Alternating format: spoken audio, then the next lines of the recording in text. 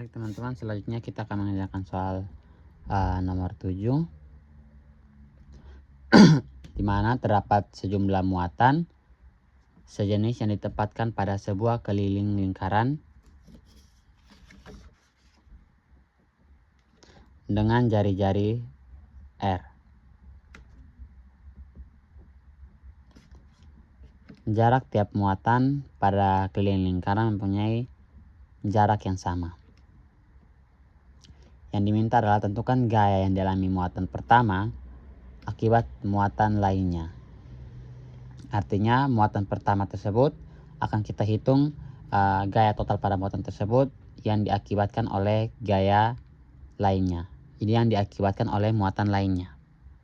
Baik, kita akan mencari gaya total pada muatan pertama. Kita ketahui bersama bahwa gaya listrik diberikan pada persamaan K atau konstanta dikalikan dengan Q kuadrat atau mewakili kedua muatan dibagi dengan kuadrat jarak dari kedua muatan tersebut. Namun pada hal ini jarak yang diberikan tidak divisualisasikan, namun digambarkan pada sebuah lingkaran. Misalkan titik-titik tersebut adalah muatan-muatan hingga muatan ke N, maka jarak yang dihitung bukanlah jarak busur, melainkan jarak dari tali busur terhadap muatan pertama.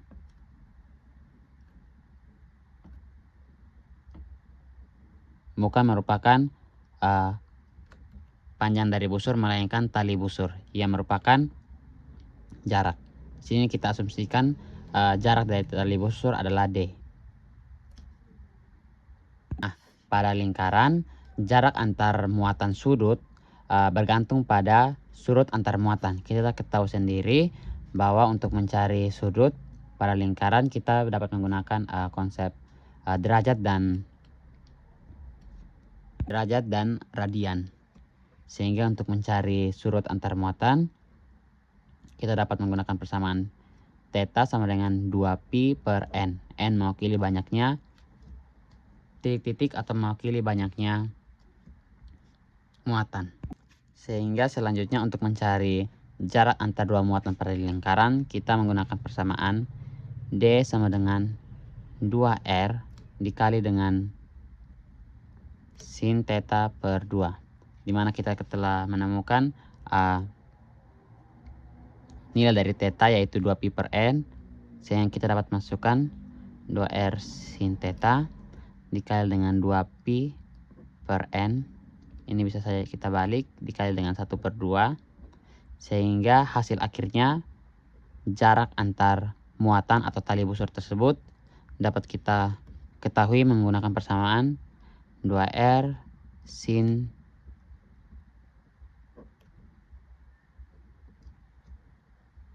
kita telah mendapatkan jarak antar dua muatan atau tali busurnya.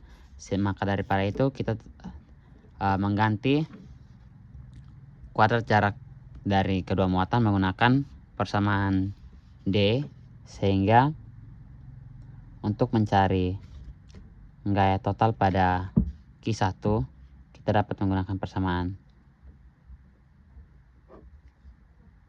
K atau konstanta listrik, konstanta Coulomb dikali dengan Q pangkat 2 dikali dengan 2R sin pi per n dipangkatkan 2.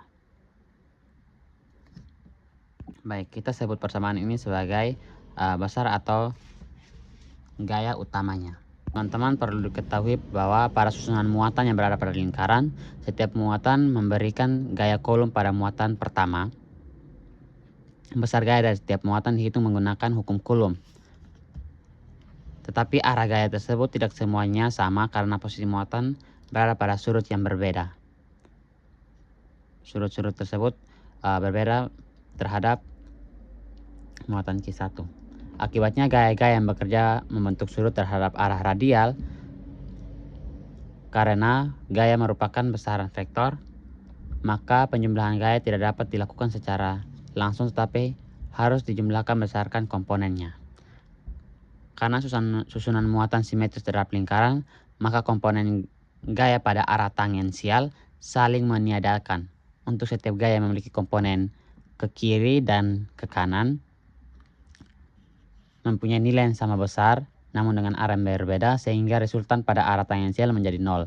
Sebaliknya, komponen pada arah gaya radial semuanya searah sehingga saling menambahkan atau saling menguatkan. Oleh karena itu, yang dijumlahkan hanyalah komponen radial dari setiap gaya. Untuk mendapatkan komponen radial dari suatu gaya yang membentuk sudut theta terhadap arah radial, digunakan proyeksi vektor. Sehingga gaya utama ini kita tambahkan dengan faktor cos theta. Karena faktor cos theta ini muncul karena kita mengambil komponen gaya pada arah radial bukan pada arah tangensial. Dengan demikian cos theta dapat kita tambahkan pada persamaan total gaya.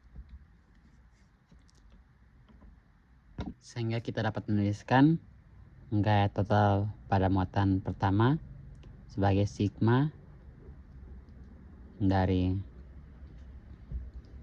konstanta listrik dikalikan dengan kuadrat dari muatan dikali dengan 2R sin pi per n pangkat 2.